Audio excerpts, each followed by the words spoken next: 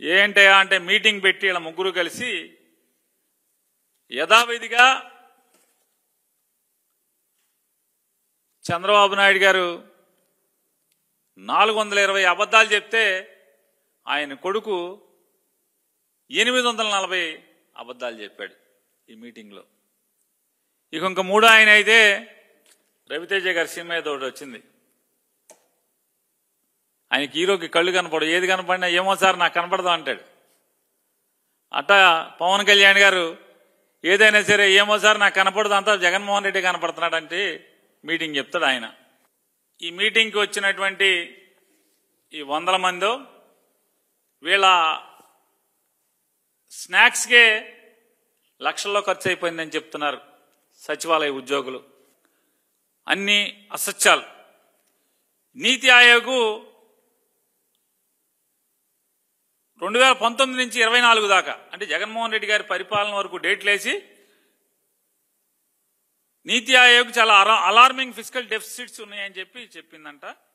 అలాగే 2022-23 scored 0 on debt sustainability, అంటే అప్పు తీసుకుంటాకి లేదా అప్పు వాయిదా చెల్లింపుకి కూడా స్తోమత లేని పరిస్థితిలోకి 2022-23లో వచ్చింది.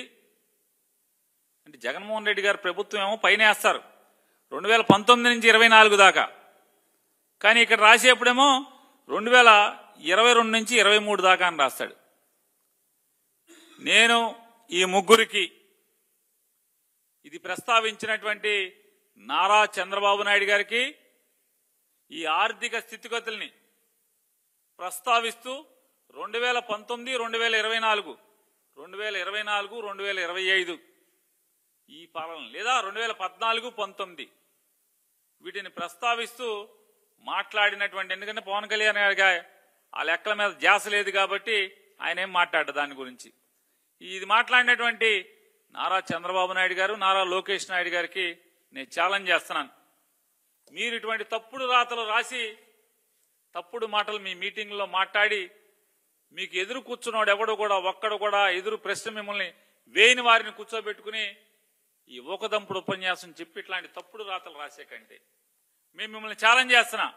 2014-19 లేదా 2019-24 లేదా 2024-2025 ఈ సంవత్సరానికి గాను